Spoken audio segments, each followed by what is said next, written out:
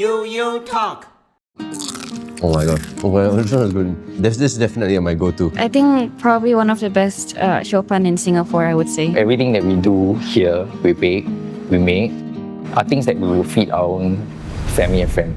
Strawberry shortcake or chocolate cake, these are the flavors that most parents would ask for their kids. And it's such a waste because we have so many amazing flavors in Southeast Asian context, things like pandan, gula melaka. We decided, we're gonna be a little bit different.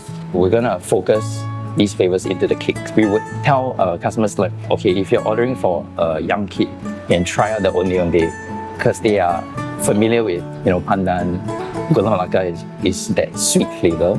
True enough, along the way, parents will come back and say that actually their kid loves that cake. And there are some kids, even to today, the parents will say, my kid only eats your onde onde cake. And we also have a kopi kaya peanut butter. And I feel like that's a very Singaporean flavor because how we came up with that flavor was me and Jiamin, our standard breakfast at some point was the Ya-Kun Set F. So at the time, Ya-Kun Set F was the kaya peanut butter toast set. Then we have it with coffee. And so we decided, we should make this into a cake. We love it so much. A funny story is we actually started calling this cake the Ya-Kun Set F.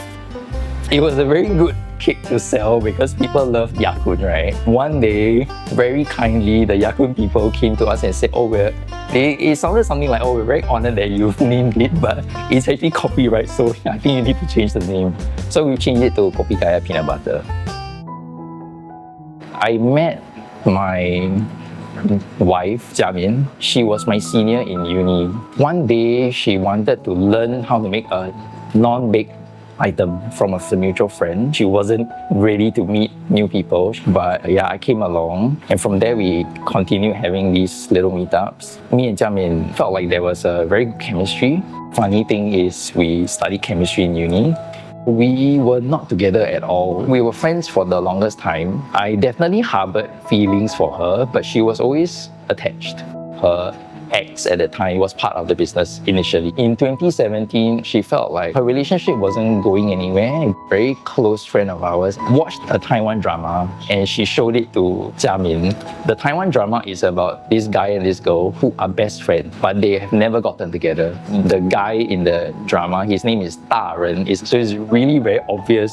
So when she finally broke up, I told her that I want to spend the rest of my life with her because I think it was 4 years into the business. We did everything together. I just knew that this is the person that I wanted to spend my life together with. So in 2018, I think around Chinese New Year, we got together. 2 months later, we decided to get married. It was a very quick thing. We were so sure of each other. We got married the next year, 2019, January.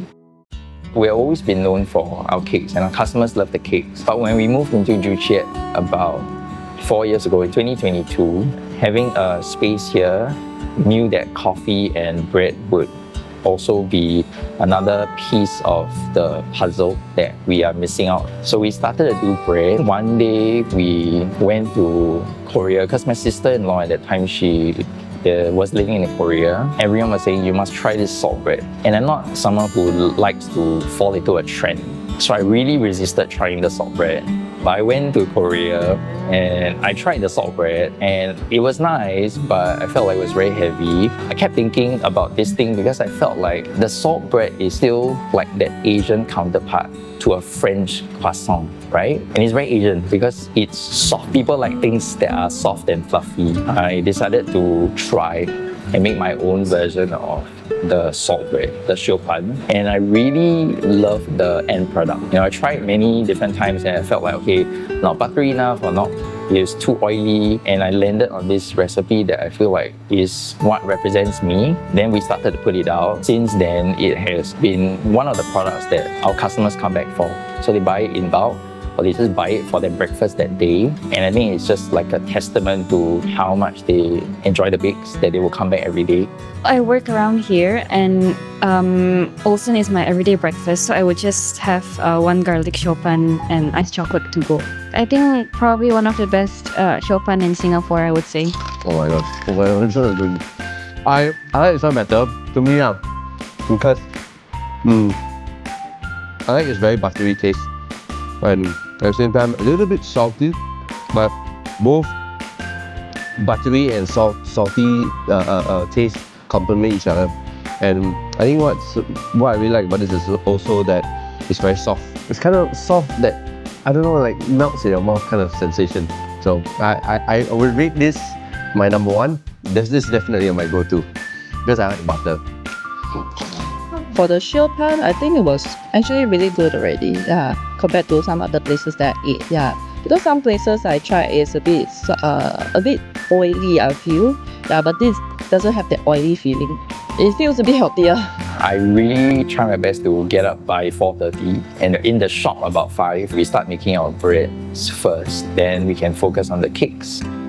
We also decided when we have kids that we are going to slow things down. It's just me who's going to work. She's going to stay home, take care of the kid. We also are homeschooling the kid. And I think that ties into mindful baking and slow living because life is just too hectic. It's too much to try and follow where society expects us to be. Mindful baking, right, which ties into what we do things with heart. Whatever we do is what I would be confident to give to my friends and family. In 2019, we were expecting our first, and he was due somewhere in June, but in May, 2 days after one of the regular checkups, his heart stopped. So at 33.5 weeks, we were going into a weekend where we had wedding orders and wedding cake because our customers trust us. So we cannot just say like, hey, I'm so sorry, I cannot do this thing, right? So that silver lining during that period was knowing that we had such a good support system through our friends and people in the industry that they came together and they helped us to complete our order. And those were the 2 weekends where we had to go to the hospital, make sure everything was okay, and also induce the baby out. Humanity can always come together, no matter what kind of challenge you have. So when you face a challenge, we always just leave it to God, and we see how His hand is always there to guide us, sending angels to us, and we so always receive many angels during different difficult periods in our life. We've always believed that whatever we do is, I think, firstly to be human, to be kind, to be generous, right?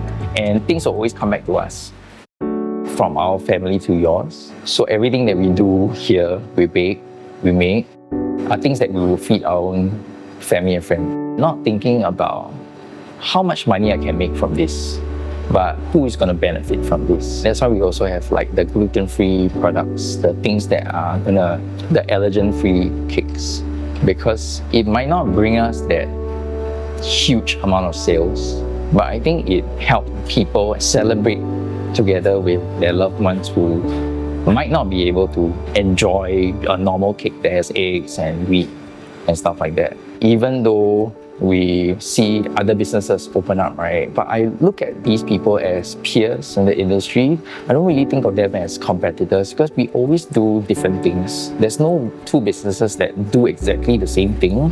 Working in a mindset of abundance always makes you feel a lot better than working in a mindset of scarcity, where you're always afraid like, okay, is this person gonna steal my recipe? Is this person gonna copy me? But thinking about it as humans are good, humans are kind, humans are generous, it helps us also focus and do well in what we do and not be bothered by everything outside.